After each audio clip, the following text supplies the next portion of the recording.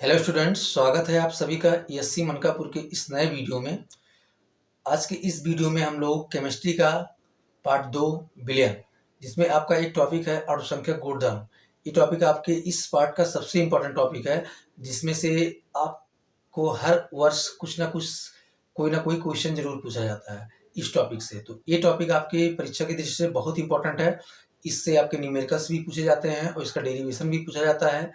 तो हम लोग आज इसको कवर करेंगे कि अणुसंख्यक गुणधर्म क्या है और कितने प्रकार के होते हैं। तो चलिए हम लोग वीडियो स्टार्ट करते हैं।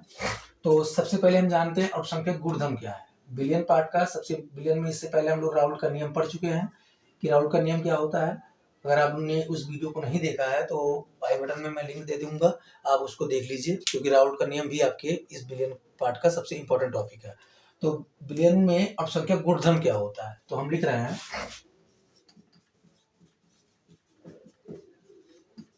अणुसंख्यक गुणधर्म।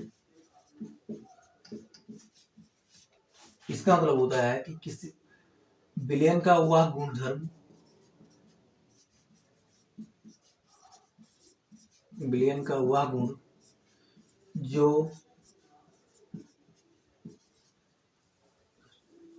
जो जो अणुओं की संख्या पर निर्भर करता है, जो अणुओं की संख्या पर निर्भर करता है,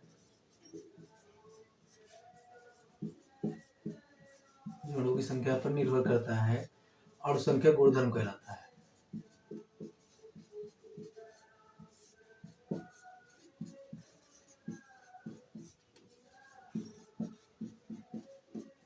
कहलाता है मतलब किसी विलयन का वह गुणधर्म जो उनमें उपस्थित जो घटक है उनकी अणुओं की संख्या पर निर्भर करे, तो उसी को हम बोल देंगे अणुसंख्यक गुणधर्म।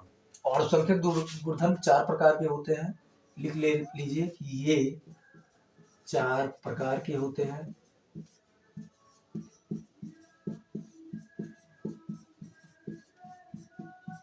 ठीक, पहला आपका होता है हिमांक अवनमन। दूसरा होता है क्वथनांक उन्नयन। तीसरा होता है वाष्प दाब के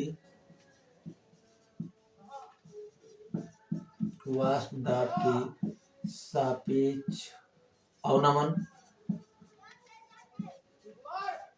और चौथा आपका परासरण दाब।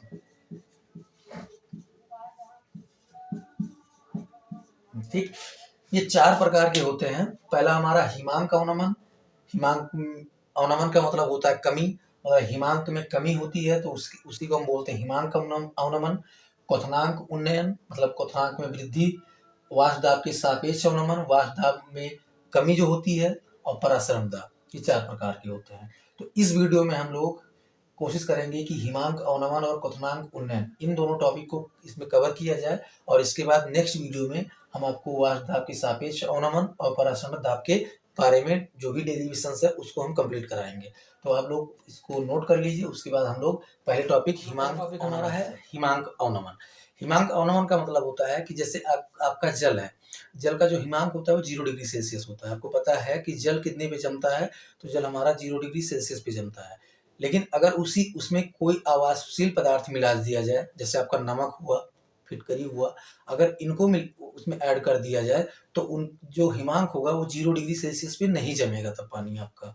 जैसे अगर आपने पानी में नमक मिला दिया तो वो उसके जो हिमांक है उसमें और कमी हो जाएगी। ठीक, तब वो आपका 0 डिग्री सेल्सियस पे नहीं जमेगा, उसके लिए और उसके हिमांक में कमी हो जाएगी। इसी को हम लोग बोलते हैं हिमांक अवनमन। तो लिखिए कि जब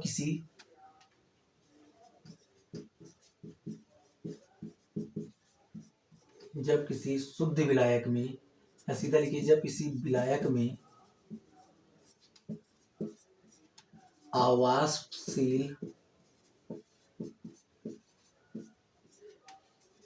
पदार्थ को घोला जाता है,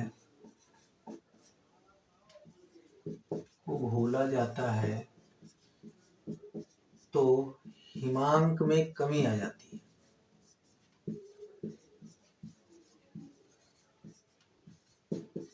तो विलयन के हिमांक में कमी हो जाती है, इसे हिमांक का अवनमन कहते हैं। इसे हिमांक अवनमन कहते हैं। ठीक, और इसे हम डेल्टा टी एफ से प्रदर्शित करते हैं। एफ का मतलब होता है फ्रीजिंग पॉइंट, हिमांक प्रदर्शित करते हैं। ठीक, डेल्टा टी एफ ध्यान दीजिए, हिमांक अवनमन बराबर क्या होगा, डेल्टा टी एफ बराबर। ठीक, जब शुद्ध था आपका, जब शुद्ध था, शुद्ध अवस्था में हम बोलते हैं, लिख लीजिए यहाँ पे कि अगर हम लिखेंगे टी नॉट एफ तो इसका मतलब है ये शुद्ध हिमांक,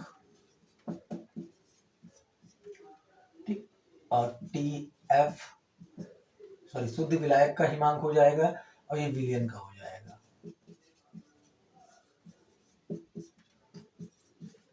विलयन का हिमांक, और यहाँ पे मैं लिख दे रहा हूँ शुद्ध विलायक का हिमांक है ये।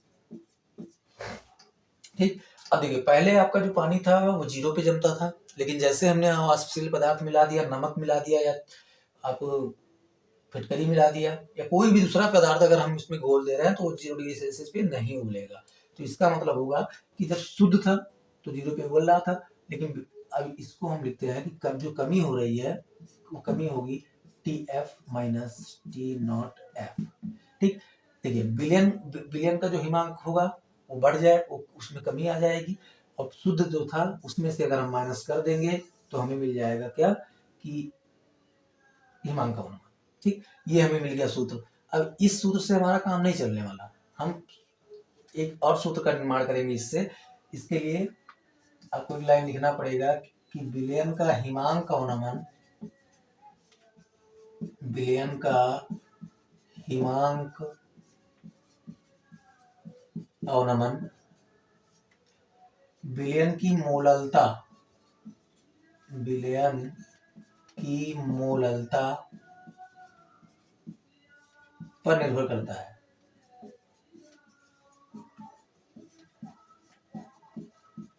ठीक, ये मोललता पर निर्भर करता है। अगर मोललता पर निर्भर करता है तो इसका मतलब हम डेल्टा टी एफ बराबर लिख सकते हैं, सॉरी प्रोपोर्शनल मोललता स्मॉल एम। ठीक, स्मॉल एम का मतलब होता है मोललता, मोललिटी। तो डेल्टा टी एफ हमारा डायरेक्टली प्रोपोर्शनल एम के हो जाएगा। तो यहाँ से डेल्टा टी एफ, इस प्रोपोर्शनल को हटाइए तो यहाँ पे के एफ एक नियतांक आएगा और के एफ एम हो जाएगा। ठीक, जहाँ पे हम के एफ को बोलते हैं मोलल अवनमन स्थिरांक। ठीक, के एफ क्या होगा, ये मोलल अवनमन स्थिरांक है, कांस्टेंट है, इसका मान आपको दिया जाएगा या फिर आपको इसी का मान निकालना रहेगा। लेकिन इस फार्मूले से हमारा जो न्यूमेरिकल्स है वो नहीं लगेगा, तो इसको हम और बड़ा करते हैं। देखिए कैसे, हम जानते हैं डेल्टा टी एफ इक्वल है किसके, के एफ और एम के। ठीक, अब आप जानते हो कि चूंकि एम बराबर होता है, मोलालिटी बराबर विलेय का भार गुणे 1000 बटे एम बी, मतलब विलेय का अणुभार और विलायक का भार, ये सूत्र होता है मोललता का। इस सूत्र को उठा के इस पर रख दीजिए तो हमें मिल जाएगा delta T F equal to K F गुणे डब्ल्यू बी गुणे 1000 बटे एम बी गुणे डब्ल्यू ए। वो भी जब विलायक आपका ग्राम में होगा तो 1000 लगेगा, अगर आपका विलायक किलोग्राम में दिया है तो इस 1000 को आप काट सकते हैं, ये 1000 नहीं लगेगा। तो इस सूत्र से हम निकाल सकते हैं कि हिमांक में कितनी कमी हो रही है। तो देखिए के एफ आपका मोलल अवनमन स्थिरांक हो गया, यहाँ पे मैं लिख दे रहा हूँ कि डब्ल्यू बी जो है आपका विलेय का भार है,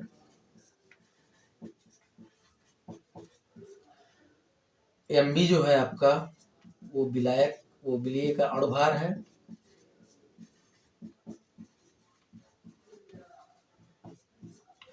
WA जो हमारा है वो हमारा विलायक का भार है।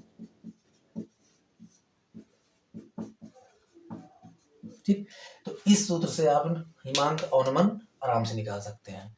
ठीक, तो आप इसे नोट कर लीजिए। उसके बाद हम लोग चलते हैं दूसरे टॉपिक पे जो हमारा है क्वथनांक उन्नयन। क्वथनांक उन्नयन, क्वथनांक उन्नयन। चलिए, अगर पूछा जाए आपसे कि शुद्ध जल का क्वथनांक कितना होता है, तो शुद्ध जल कितने पे उबलता है? शुद्ध जल आपका 100 डिग्री सेल्सियस पे उबलता है। तो शुद्ध जल का जो क्वथनांक है वो 100 डिग्री सेल्सियस है। लेकिन अगर उसमें हम चीनी मिला दें, पानी में चीनी मिला दें, नमक मिला दें या कोई और अदर पदार्थ मिला दें, तो जो आपका जल है वो 100 डिग्री सेल्सियस पे नहीं उबलेगा। तो उसके लिए और थोड़ा ताप और बढ़ाना पड़ेगा, मतलब उसका जो क्वथनांक होगा वो बढ़ जाएगा। इसी को हम क्वथनांक उन्नयन बोलते हैं। लिखिए, जब किसी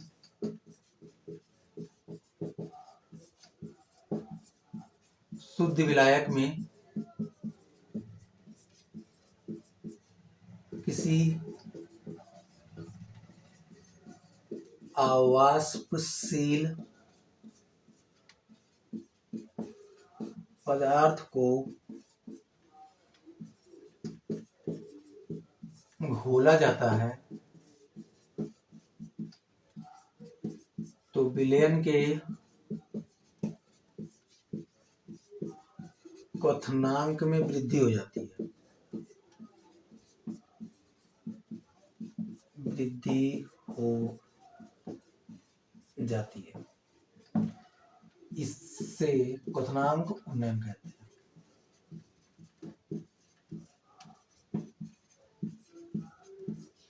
उन्नयन कहते हैं, और इसे delta TV, boiling point, B का मतलब बॉइलिंग पॉइंट, से प्रदर्शित करते हैं।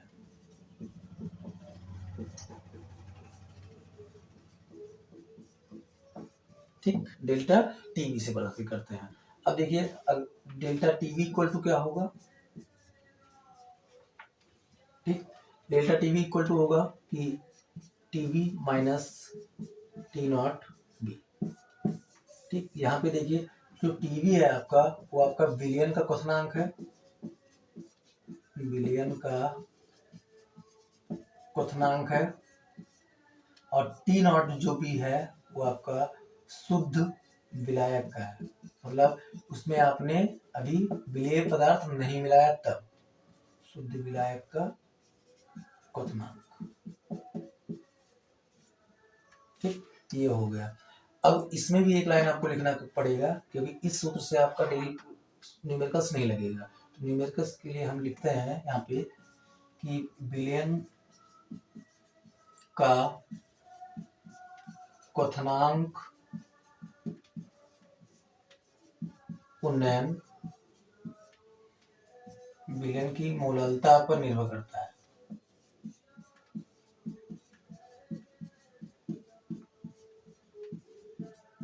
पर निर्भर करता है। ठीक, इसका मतलब हम लिख सकते हैं कि delta TV directly proportional small, या फिर delta TV equal to KV M. इससे वहां पे केएफ होता था, यहाँ पे केवी है। केवी को हम बोलेंगे मोलल उन्नयन स्थिरांक। ठीक, अब इसे उठाते हैं, डेल्टा टीवी इक्वल टू केवी, और आपको पता है कि m इक्वल टू क्या होता है, तो m इक्वल टू डब्ल्यू बी गुणे 1000 बटा एम बी गुणे डब्ल्यू ए। ये मोललता का सूत्र है, इसी को यहाँ पे रख दीजिए, तो ये हो जाएगा डब्ल्यू बी गुणे 1000 पूरे का बटा एम बी गुणे डब्ल्यू ए। ये सूत्र आपको मिल जाएगा क्वथनांक उन्नयन के लिए, जहाँ पे आप केवी को मोलल उन्नयन स्थिरांक बोलेंगे, डब्ल्यू बी आपका विलेय का भार होगा, एम बी आपका विलेय का अणुभार होगा, डब्ल्यू ए आपका विलायक का भार होगा। ठीक, तो ये टॉपिक आपका क्वथनांक उन्नयन कंप्लीट हुआ। तो इस वीडियो में हमने आज हिमांक अवनमन और क्वथनांक उन्नयन इन दोनों टॉपिक को क्लियर किया है, और इसमें 2 अनुसंख्यक गुणधर्म आपके बच रहे हैं। जो आपका तीसरा है वाष्पदाब के सापेक्ष अवनमन, और चौथा आपका परासरण दाब। तो इन दोनों टॉपिक को हम लोग नेक्स्ट वीडियो में कंप्लीट करेंगे।